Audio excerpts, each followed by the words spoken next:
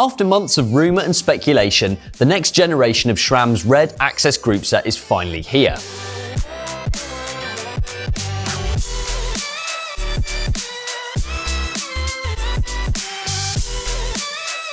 The new group set boasts a new, and once again slightly polarising aesthetic, improved braking and front derailleur shifting too. After being leaked over the last few months, the group set finally broke cover in the Pro Peloton at the Tour de Romandie, but I've been lucky enough to ride the group set ahead of its launch, so I feel like I'm pretty well placed to truly answer the question, has SRAM beaten Shimano? The new SRAM RED AXS group set is the lightest road bike disc brake group set the company has ever produced, and it saves 154 grams over the previous generation RED. This is mostly down to the huge brake and shifter redesign, which has helped the American brand shave 90 grams off of the system. SRAM told us that a whole host of work went into redesigning the brake caliper, which is now a two-piece alloy system which is bolted together, and as we'll come on to, it doesn't only weigh less, but it works a hell of a lot better too. Elsewhere on the new group set, a carbon fibre lower cage and redesigned jockey wheels have helped save 12 grams off of the rear derailleur, and the Powermeter cranks have gone on a diet too, losing around 29 grams. There's also been a redesign to the chain, which has now got cutouts, and that saves a further 12 grams. When Shimano's Dura-Ace Di2 group set released back in the summer of 2021, it stole the crown for the lightest disc brake road bike group set on the market, tipping the scales at 2,578 grams for a full group set. In that, we're including 52 36 Powermeter cranks, 140 front and 160 rear millimeter rotors, and an 1134 cassette. Now though, its reign is over. SRAM RED AXS now weighs just 2,496 grams, so steals the show by nearly 100 grams when comparing an equivalent group set with a 10-28 cassette and 48-35 semi-compact chainrings. Now then, the big one. The most important part of any group set is how well it actually changes gear, and it's something that in the past, SRAM has received a fair bit of flack for. So have they sorted it? Well, sort of. The qualms in particular were in reference to the quality of the front mech shifting, and as such, the front derailleur has received a redesign. SRAM says that the distance the front mech cage now has to cover has reduced, and that means it can decrease shift time and increase shift reliability. Personally, I think the difference in shift feel over the outgoing SRAM is negligible. Perhaps because they've kept the same internals as the previous model. After a few hundred kilometers too, I did notice a few of the same missed shifts of old, especially up front. But that said, it was certainly more reliable than the old SRAM, just not quite on par with Shimano. Shimano, on the other hand, is pretty much faultless. The latest Dura-Ace, with its Hyperglide technology, shifts up and down the cassette under pretty much any load without any complaints. Up front, it's a similar story too, hardly ever missing a shift from big to small ring. It truly is impressive. While I haven't actually had any drop chains on either group set, SRAM is certainly a touch behind here, and that's before we even consider shifting speed. Instead of one shifter doing one function, SRAM's double tap technology means that you can change the front derailleur by pressing both paddles at the same time. But thanks to this double tap shifting system, SRAM RED actually has to wait around 80 milliseconds before committing to a shift type. That's because it doesn't know whether you're going to be putting in a second input to change the front derailleur. While this may not sound like much, when you put the group sets side by side, it's undoubtedly noticeable. And that's why for me, shifting performance still goes to Shimano. Now then, as I hinted earlier on, SRAM has put a huge amount of effort into improving the braking quality for the new RED group set, and for good reason. Personally, and I think I'm not alone here, it was really the worst part of the old group set. A combination of a heavy lever action, poor modulation, and sometimes even slightly spongy braking meant that Dura-Ace had it, well, left in the dust. But with the new RED, the tables have truly turned. The brake levers have seen the master cylinder be moved into the actual body of the shifter where you hold. This, among improved ergonomics, allows SRAM to put the lever pivot much higher up in the shifter, which in turn creates a lighter brake feel. It's still a dot fluid affair, but at the caliper end, the pistons have been moved slightly further up, which SRAM says improves braking performance. This combination makes for a stark difference between the old and new group sets. As a result, I've been able to confidently brake using just one finger in any hand position, whether it's on the hoods or in the drops. But that said, Shimano is no slouch in the brake department. They still feel reliable as ever, and they use mineral oil instead of dot fluid, which in the case of any spillages, or particularly for home mechanics, is far less irritable on your skin. But Sram, in my opinion, and this may raise a few eyebrows, has overtaken Shimano here.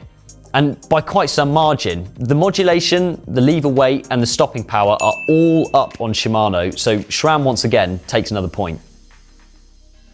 Something that Shimano has done oh so well over the years is group set ergonomics. I've always been won over by its shifter design, and with the latest R9200 Dura-Ace Di2, that is no different. The shifter bodies are the perfect diameter to be easy to grip whilst not feeling uncomfortably small, and the slightly inboard slanted hoods make it super easy to get in an aggressive racing position. Sram, on the other hand, have always been slightly polarising. The old Sram levers were, well, interesting, and personally, I never really got along with them. So frankly, when I saw the new group set for the first time, I was over the moon to see that they'd been completely redesigned. But have they fixed them? When riding on the hoods, the new shifters are brilliantly comfortable. The repositioned master cylinder makes for a well-sized handhold that offers plenty of control. The brake levers are now slightly flared too, which caters for the increasingly common flared handlebars, particularly good if you're a gravel rider. In the drops, the levers feel great, and Sram also offers around 10mm of adjustment to bring the lever closer to the handlebar, something that people with smaller hands will definitely benefit from. Button tactility is pretty similar across the board. Both Shimano and Sram have confident feeling shifts that are hard to miss, and both systems are so good at this point that choosing between them is really nothing more than personal preference. Where Sram is slightly let down is in the aggressive hoods position. The shape of the lever makes it hard to grasp the hoods whilst you're in that breakaway position. Yes, this won't affect everybody, but this is Sram's top level group set, so I think it's worth bearing in mind. In truth, it's so close to call between the two brands here that I have to give both brands half a point. Adjustability, button quality, and hand positions are all very similar, and while in my opinion Shimano might edge out Sram for, say, breakaway riding, in the same vein, if I was building a gravel bike, I'd probably choose the Sram levers. Beauty, they say, is in the eye of the beholder, and while that's true, I'm still going to put my neck on the line and say that I still prefer the look of Shimano's Dura-Ace Di2. Its understated, stealthy, gloss black finish is just classy, and as well, I think it looks good on pretty much any bike frame. That said, if you like a more outgoing aesthetic, Sram Red is still a gorgeous looking group set. The aggressive styling lines on the chainrings and sleek shifters make for a bling addition to any bike, but personally, I just tend to prefer something a little bit more modest. When it comes to wireless shifting, Sram has led the way from day one. As the first brand to go wireless, they did an impressive job of protecting the intellectual property of their designs and made it almost impossible for other brands to follow suit. Perhaps the most useful feature of the Sram Red group set, however, is the removable and interchangeable batteries. Bikes are big and invariably get pretty dirty too, so when it comes to charging your group set, you don't necessarily want to be traipsing your bike through your living room to cozy it up to a plug socket. Sram negates this by having removable batteries that charge via a USB hub. It also means that if you run out of battery mid-ride, you can change out your one still working battery so that you at least can control one of your derailleurs. Sram has also somewhat levelled with Shimano in the button department too, adding 2 extra shift buttons on top of where your thumbs sit to the lever hoods. Similarly to the Shimano auxiliary buttons that sit on the very top of the hoods, these can be programmed to change screens on Hammerhead cycle computers, change gear and more. But it's worth me mentioning here that the functionality only works on Hammerhead bike computers, so you won't be able to do it on your Garmin, for example. While both Sram and Shimano feature app integration for the respective products, Sram software is a little bit more user-friendly and features a bit more customization too. This, in combination with everything else, means another victory from the folks from Boulder. Once upon a time, a Powermeter would have been a rare commodity in the cycling world.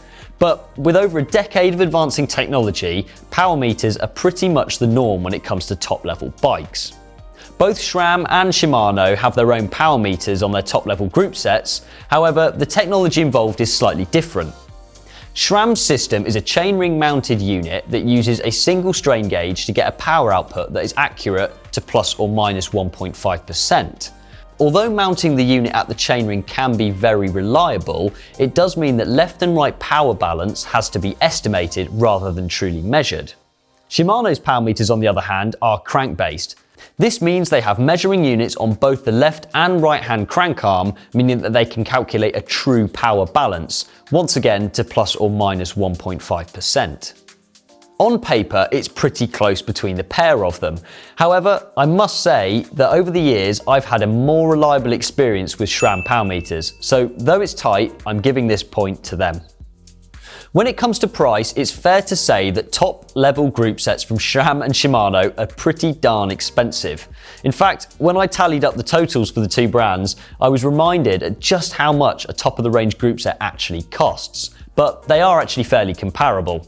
For a full group set, including rotors, chargers, batteries, and power meters, the whole shebang, you're looking at a total of £4,248 for Sram and £4,281.87 for Shimano. Technically, you'd have to say that's a win for Shimano, although I'm actually going to give both brands half a point, and that's because not many consumers actually buy a group set on its own, and with such a small disparity between the two group sets, realistically, bikes on the market will be priced exactly the same.